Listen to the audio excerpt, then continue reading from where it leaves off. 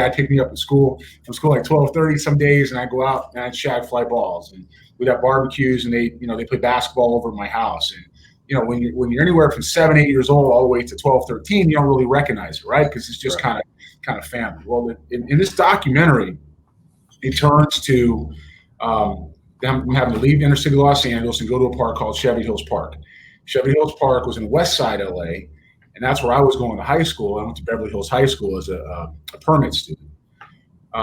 It's about a block or a mile and a half away from where I was in school. We used to practice there in the afternoon. So for a year, while those guys were figuring out where to go, they practiced at Beverly Hills High, took care of me the whole way. Went to Chevy Hills Park the next year, practiced there, and the program kind of dissipated about the time I graduated high school. They kind of shepherded me all the way through into college. They looked after me. They still look after me to this day, even though I'm a grown man at this point. And so when I started, program 15, 15 was my jersey number, and the name program is a nod to them. It's a nod to the legacy they left. It's a nod to the way they taught people to play the game, the accountability they had with it, and so much more that comes with the game of baseball. So I wouldn't be anything in this game and anybody at all as a man, even without that experience. So I owe a lot to them, and I want to make sure that whenever I do, I'm honoring them. That's awesome. Very cool. If you don't mind, Jeremy, share with some of our viewers who may not be familiar with what the New Balance Future Star Series is.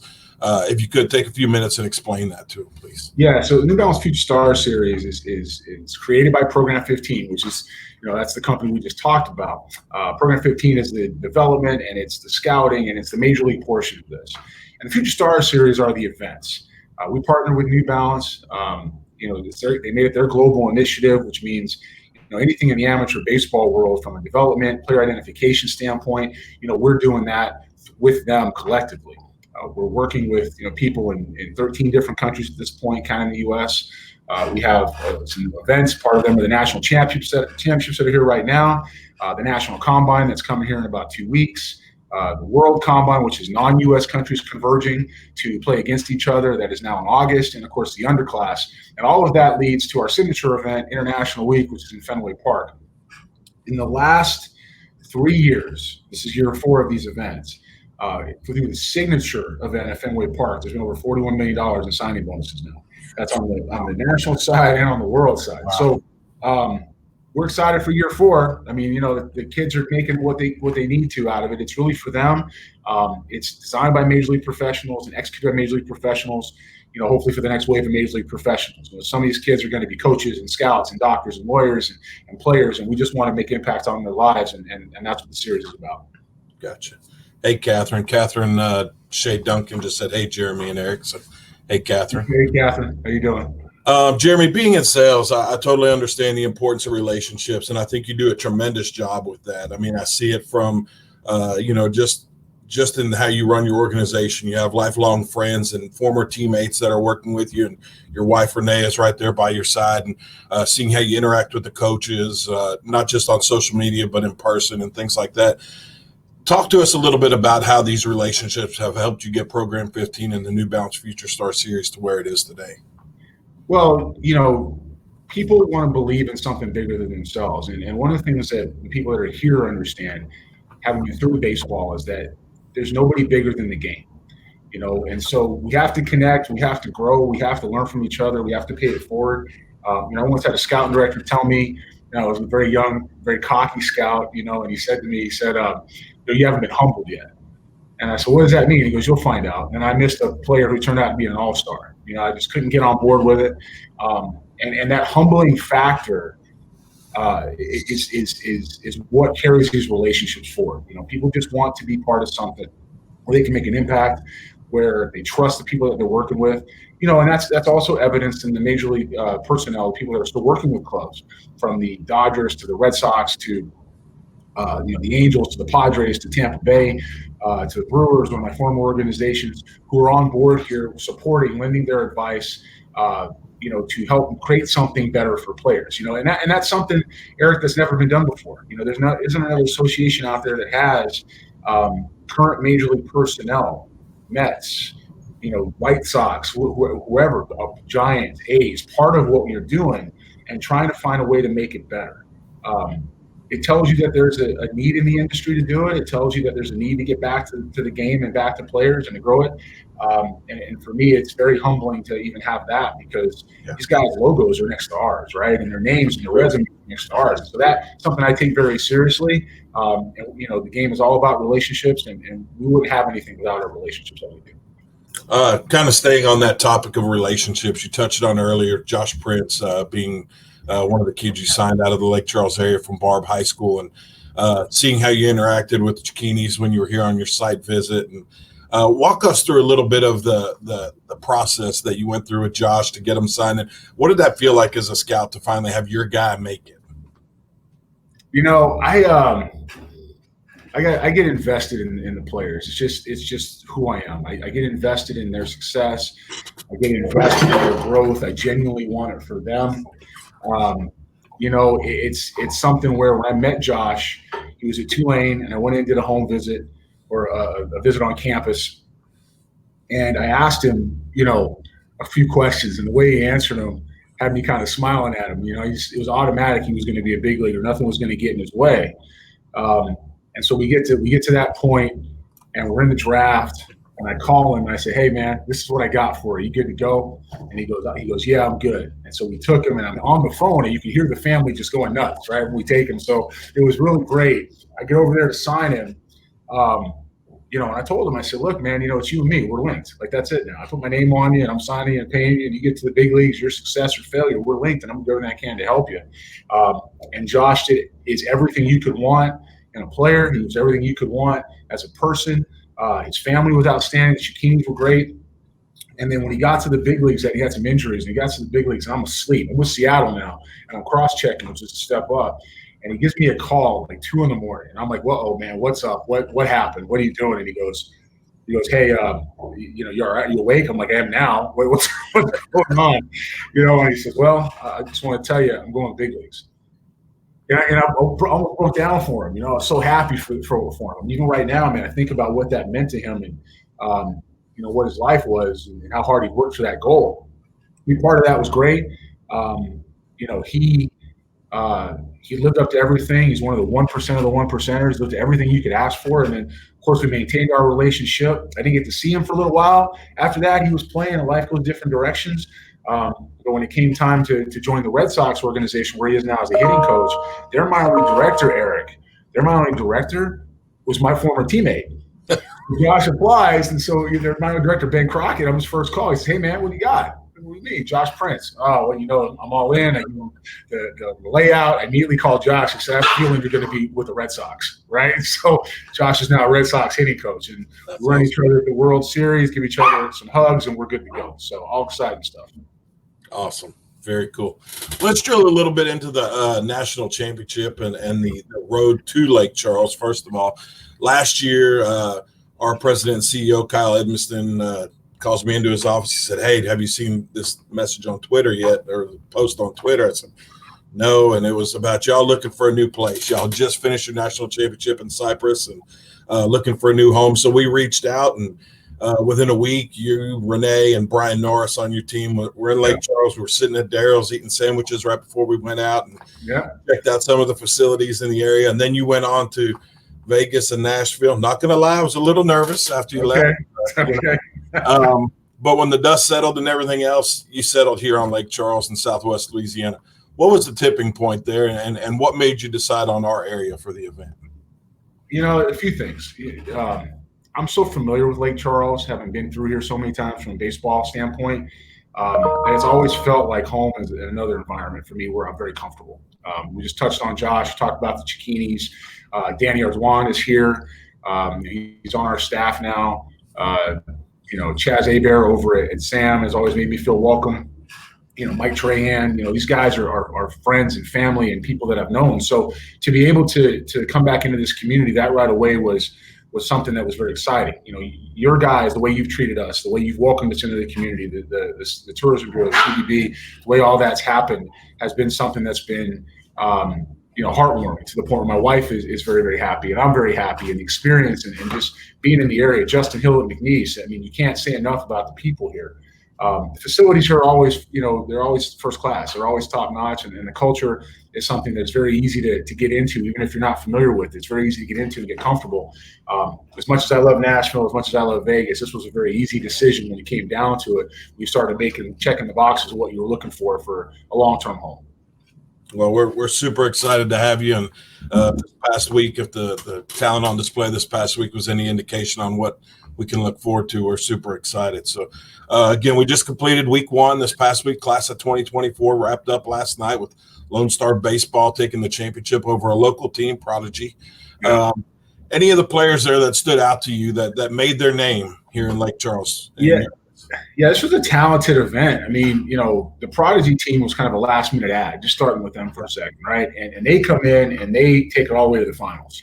It was really good to see that. They had some players that were scrappy, compete, have some futures ahead of them for sure. The Lone Star Club, who they squared off with, had 3 guys. They had more than that. They had 6 or 7 guys that were pretty talented. They had 3 guys that stood out right away. We'll get underclass invites, names you'll see in the future for sure. They had a pitcher at the end who I actually signed a guy in the first round. He kind of reminded me of. He was already 85, 86, and he did it easily. He had a pretty good slider, feel for a changeup, which you don't see much at 14 and 15 years old. So, he has some advanced things that he does with some upside, which are the markers of future major leaguers potentially. Beyond that, Louisiana Knights had some talent here. They had somebody that set our 14U record for the pro agility shuttle at under 4 seconds. He was 3.97. And world-class speed on this is 3.3, and he's 14 years old. So that's pretty good. And that's thousands and thousands of players now, 60 to 70,000 actual tests that we've done. You have a left-handed pitcher that's at Barb here who did pretty well. His last name is Navarre. He did pretty well. Good arm action, feel for everything that he does. Strike thrower, resilient on the mound. So Team Louisiana had just the more you keep going, the more you're looking at NorCal had some guys, that will get. It was just a good, talented event. We missed the teams that couldn't travel because of the COVID, pandemic, but the teams that were here were represented well, and set the bar pretty high from a talent perspective for what's coming in a day or two. Most definitely. So talking about in a day or two here, tomorrow the class of 2021 rolls in. Who stands out to you? Who are some kids that are coming in here that you've seen before that you're just super excited to see again and see how they progressed since the last time you saw them? Well, we got to start with a couple of guys that were actually in our Fenway event last year, and that's Breeland Bishop. He'll be here with Arkansas Sticks. He's one of the top impact players in the country for me. He reminds me of former big leaguer Jock Jones. I think that's really who he's going to end up being, and he's got a chance to be a high first-round draft pick. Josh Pearson will be here. He's with the Louisiana Knights. Josh is, use somebody else's comparison. I can't tell you who. He's a good friend of mine, but I can't say it. And Kyle Schwarber type, he can really hit. Probably ends up on a corner, but, Josh is one of my favorite people as well. He'll be here. You've got some newcomers, Dalen Pena and Chris Bernal, who will be with LB21 out of South Texas. They're high-profile guys. You've got CJ Hood, who will be at our national combine. You've got Drew Christo, who will be here with the Nebraska Prospects. You've got a NorCal group with Carson Crawford and Eddie Saldivar. You've got some guys that are coming in here that can really do some things.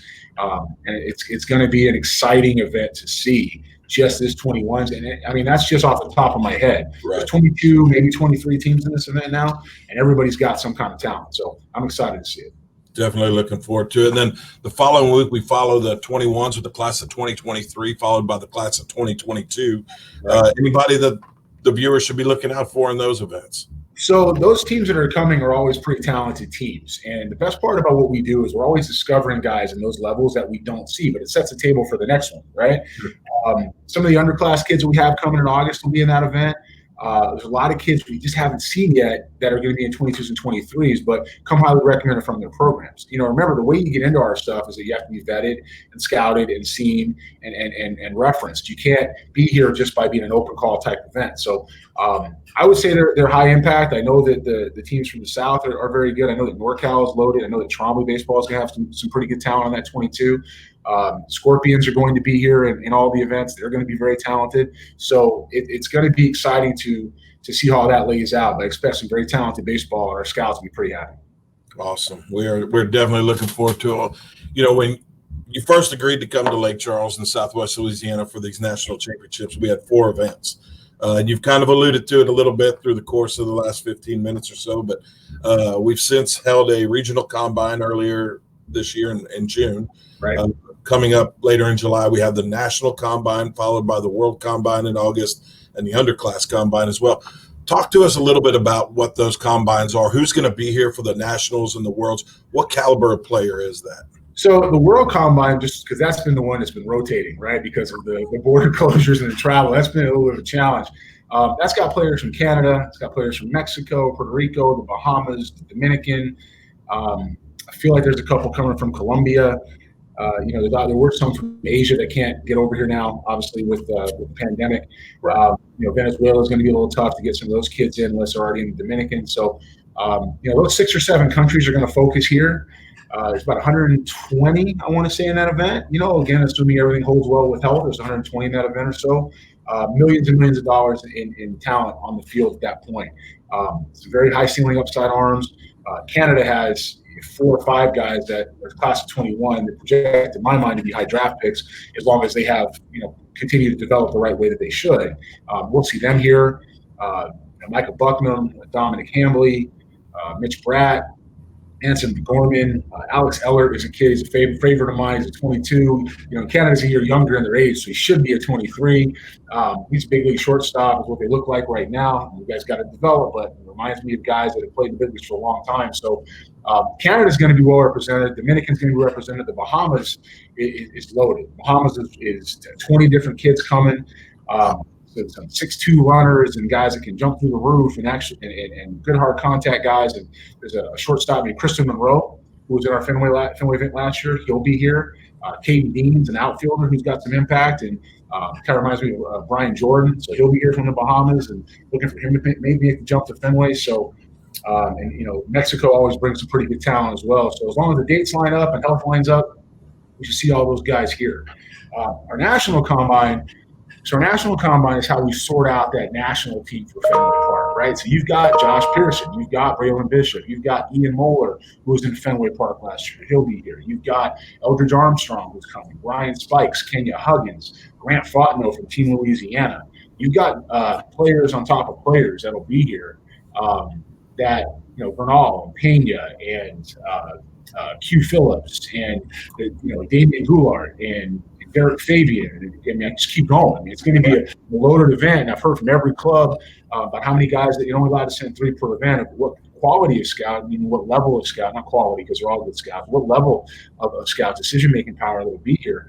And, there's some very good area scouts that'll be attending that these guys trust with their lives, and they should. And there's some high-level cross-checkers that'll be here that make the decisions. And it's mostly regional right now, but that'll be a full house. It'll be a good experience for those guys as well. And then the last one's the underclass, Eric. And the underclass is where you get to have a little more fun because they're further away, right? They're further away. Some bigger balls to play. So we'll have 6 or 7 class of 24s, a heavy dose of 22s and 23s that are very talented. And that'll be the first week of August now, right before the World Combine. Awesome. Well, I know on social media we've been kind of pumping up that all roads to Fenway Park in Boston lead through Lake Charles. So you referred to Fenway Park a couple times throughout the course of the interview here today. Explain to us a little bit what Fenway Park means to New Balance Future Star Series and Program 15 and what players have to do to get there. So Fenway Park is we've had the International Week event 3 times now. The first one we started off was in Houston, Texas, at the Skeeter Stadium, Constellation Field. Then the Dodgers and White Sox complex hosted us in Arizona, and then we made the move to Fenway in year 3. Fenway is, first of all, it's just Fenway, right? It's just one of the cathedrals of the game. The Red Sox staff is very, very special to me. Mike Rickard. Darren Fenster, guys on our advisory board, great people, great organization. And from a New Balance standpoint, New Balance and Red Sox have a long-standing relationship. They're both Boston companies, both based there. They do some things together. So it's kind of the natural fit to take the global initiative of New Balance Baseball and P15 back to Boston. I have roots in Boston now. Have lived there off and on over the last 15 years as my wife is from there. So for me, it's very special to go back and be in that community again as well. it just kind of felt like a natural fit. The play-in system is pretty simple. You got to be identified through a scout day or a partner tournament that we have. You then go to a regional combine where we do deeper analytical look. We do higher level testing. From that point we select into the national combine or the world, and then we select Fenway from those events. The process is there because it's a big planet, and I say that because I get people all the time saying, "Hey, I just want to get my kid into Fenway." I can't do that. I mean, we have to have people here that we have to see you. We have to vet you. The major league clubs that we work with need to see these guys. The colleges that have been so supportive need to see these guys, and we need to put them on different level platforms. Only 50 players get to Fenway, and it's a big world, and there's some guys out there that people will rank. We don't rank, Eric, because the only rankings that matter are the ones in the draft room or when somebody's giving you a scholarship, right? So we don't rank that out. But there's people that rank, and they put some guys up there. I'll take our guys any day of the week, and I want players who are willing to go through that process, who are willing to compete, who are good character, who understand the accountability of baseball, because for all the fame that we tend to pour on people nowadays at a younger level, from being at a higher level, if you can't handle the competition, the accountability, and the step-by-step, it's going to eat you up.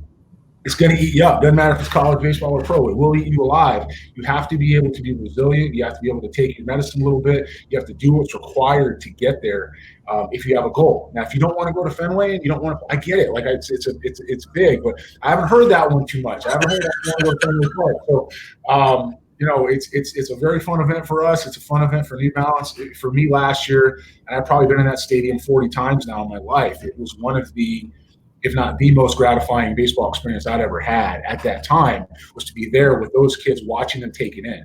Zach Veen and Dylan Cruz and Michael Brooks all played on the Atlanta Scorpions together. Well, they were there together. And those kids were perfect team All-Americans, and they were Under Armour All-Americans. And the way they handled Fenway, the way they took it in and really appreciated where they were, that's what it's about, is giving that type of life-changing experience to get them to go forward. So Mick Abel is one of my favorite people of all time. He's the 15th pick of the draft this year to the Phillies. Had him as a freshman. Just getting started in Houston. Just trying to figure out what we were going to do. Had him as a freshman. He was a little bit, fatigued and a little burnt out, a little under the weather after coming out of USA Baseball in Asia.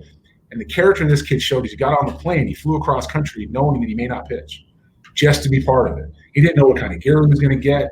He didn't know what was waiting on him. He knew that he had started something here and wanted to finish it, and he had committed to being there. The character, the volumes of that shows. That's what this is about. And those players ultimately are the ones that carry it through the big leagues and have the impact on the next generation. And that's what we're looking for. So the series is important.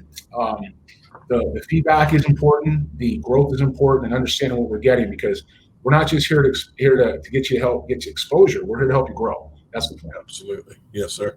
You're talking about Mick Abel and a couple of the other guys. You were here for your regional combine in June and flew out to Orlando the next day and did your Florida combine out there, followed by the Major League Baseball draft. And anybody who follows you on social media could just feel the excitement in every tweet you made that night. And tell us what draft night was like for you and what it was like to see, all this work that you do all year long and for 4 years with these kids, what it was like on draft night this past year, just to see your kids' names get called. I can't effectively comment on that without talking about our partner programs and the people that we have been fortunate enough through those relationships that are really on the ground developing these kids. We are what I would consider, like coordinators. We are a higher level independent evaluation group who is major league background with 25 World Series rings on staff and major league access. But we're not doing the day-to-day work with these kids. We do see these kids 3 or 4 times a year. The Scorpions are, the Dirtbags are, the Knights are, Team Louisiana is, Next Level is, Trombley is, NorCal is. And so, this event series that we run is about tying those type of groups together for a better return, and that's what's worked. We're able to get in and develop. We're able to get in and get feedback. And these kids, every time I see Zach Veen, he gives me a hug. We're able to get in with these guys from a standpoint of they know we care. They know we care, and they know we have the background, and we're speaking from a position of experience that they want the information, and these programs want to be part of something like that too. So we're not having any draft picks without these programs being part of it. They're the ones doing the heavy work, and they deserve a big nod and a pat on the back and applause for all they do every single day for these kids. They don't ever ask for it. They don't ever ask for it, but I'll give it to them. These guys are really, really committed to what they do, and they're excellent at their craft. When it comes to us, to be able to provide that platform, to be able to help them experience where they're trying to go, to be able to give that access, to be able to get on the phone with 29 out of the 30 clubs. I'm still waiting to hear from the Astros. It's another conversation. But 29 to 30 of the clubs and say, hey, what do you got? Cleveland Indians, what do you think? Or the Tampa Bay Rays or the Brewers or whoever. Just say, what do you got about these guys? To have that access. I joke with Scott Barnesby, one of the guys I came through scouting with, who's now a scout director in Cleveland. In 2018 and 19, their first round pick was one of our guys, right? So it's just the access points of how you can get there are what's fun. And I'm so happy for these guys, having lived this life myself. All of us have been at some level to watch these guys take that step forward, to watch these kids realize that first step in that dream and recognize that it's really just a step. It's not the end of the line, that they have that humility to go, all right, man, now I'm in, now I got to keep going. It's very gratifying. It's very moving for them. And the closeness is something that they always know they can call on us. They always know we're around, never to hesitate, and the door is always open. And that's what it's about. That's what feels good. Awesome.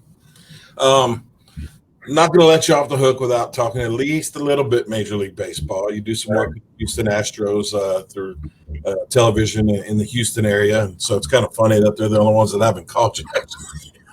A lot of question and negotiating between the players union and the owners this year, and some question the future of the minor league program. What is your take on that, and how do you see it all affecting baseball as a game, long term?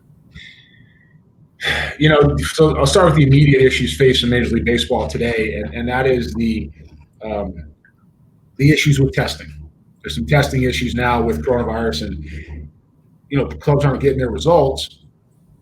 And they're having to go back and take more tests. And so the Nationals today canceled practice, right? And the Astros, are some of the players are talking about how they don't have their results yet. The positivity rate was very, very low, and that was good.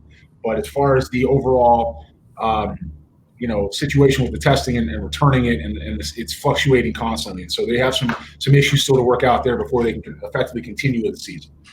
The second part of that is that, we have this mandate in theory to grow the game. I don't think we're doing a good job of that right now. And I'll publicly say that, and thankfully I can publicly say that. We're not doing it. We're doing a terrible job of it. We are finding ways to endorse amateur events and amateur process in the youth sports world that prioritize dollar over player. And I can say that because we don't. I can say that because we have all been there. I can say that because there's other ways to do it, to be more friendly to the family and to find players that don't have a green associated to them. This game has to cross all levels, and I'm very passionate about that. And I feel like we've done a bad job of that, and hopefully that's correct. I feel like in a year where so many players are impacted with COVID-19, whether it's high school seasons or college baseball seasons, Major League Baseball lost an opportunity to add a lot of talent to their system when the NCAA made the decisions they did to back people up and now condense 4 years or 5 years of eligibility grad classes into 4 years. Major League Baseball missed an opportunity there. I feel like contracting minor league baseball robs many people of the ability to see Major League Baseball or to see professional baseball and connect with players and connect with the game and have experiences to grow it forward. And I feel like we can't promote that we're providing all this extra opportunity if we're going to take the steps to cut it backwards. If we're going to eliminate jobs, if we're going to eliminate cities, if we're going to eliminate cultural experiences, if we're going to take access away from people who maybe aren't as economically fortunate. I feel like if we're putting the onus on families and players to shoulder all the responsibility and all the burden and limiting the access at the same time, we're not doing the game or players any service. Now, there's a lot of people I know that will agree with that. and there's a lot of people I know that can't say it. And I'm thankful for my platform that I can say it. I put a tweet out when this happened, when the draft was 5 rounds. They had a dumpster fire on it, and the whole. And I think it was seen by a few million, like just that one tweet. I mean, it's not. It's something that I think we have to do a better job of. It's something that here we're promoting. We will have. If you watch our events, you watch our national tournaments, you watch our national combine, our world combine. It's everybody. Everybody's represented. Everybody's there. It's not designed to be one or the other. It's a really wide representation of what this country and what the game looks like. So MLB has some work to do. They got some work to do to reconnect the fans. They got some work to do to reconnect to speeding the game up and how it's played in a more actionable fashion, right? They have some work to do in reconnecting to the emotion of baseball and getting people to buy in from that standpoint, because they spend a lot of time taking it away. And MLB is the biggest brand in space, and it should be. It should be the biggest brand in space. And then they need to make sure they're doing a better job of access points into it past the youth level than they are right now. Final question for you, Jeremy. Not baseball related, but back in October of last year, I came over to Houston to meet with you and your team on some logistics and things like that. And your wife discovered a new addition to your family that day. And some people around town have seen you walking Bernie down the road. And I've had to clarify that he is a dog, not a horse. Yeah. Talk to us about Bernie. I know he's here in Lake Charles with you. I heard him barking in the background a little while ago. And tell us about your pooch. Well, Bernie is like my spirit animal. He and I are connected. Bernie's an Anatolian Shepherd and Pyrenees mix, and he's essentially, they call him a Texas livestock guard dog, and he's kind of a farm dog. And so he likes the quiet, and he likes the space. He likes to look out the window, and likes to run. And he just he's my running partner in the morning. He's huge. He's almost 100 pounds. He's only 20 months old. Bernie came up to us that day in a parking lot, and it obviously kind of been abandoned a little bit. We tried to make sure in case he had an owner, he was returned. He didn't. And he's been family ever since. So we don't go anywhere without Bernie. We even go to the store with Bernie. Bernie will sit in the car. He's got to go down the street. He's got to go here. If I pick up my keys, hey, where are we going? He's at the door. He's my spirit animal. So I'm very, very happy with Bernie, and we're excited to have him here. He can't go to the ballpark. He's got to stay in the room. He can't go to the ballpark. But if you see me walking around town, I can confirm that is a dog. It is not. So. And he is named after Bernie Williams, I hope, right? No, I named him Bernie because he was just kind of this happy-go-lucky guy. It just kind of came to me. He's just kind of, hey, Dad, where are we going? Hey, Mom, where are we going? Let's bark, let's play. It's very play. Bernie just came to me. I was like, you know what? Your name's Bernie. That's it. So there he is. He's right behind me. I don't know if you can see him. Come here, Bernie. Come here. Come here, buddy. Can you see him? No, wait. Hold on. How about Bernie? There he is. That's Bernie. Bernie's making his Facebook Live debut. That's it. That's Bernie. How about that? That's Bernie. Jeremy, anything else you'd like to cover before the viewers before we sign off?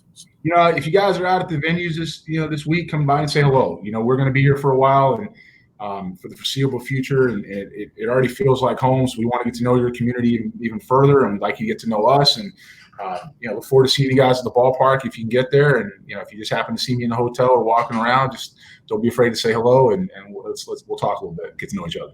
Awesome.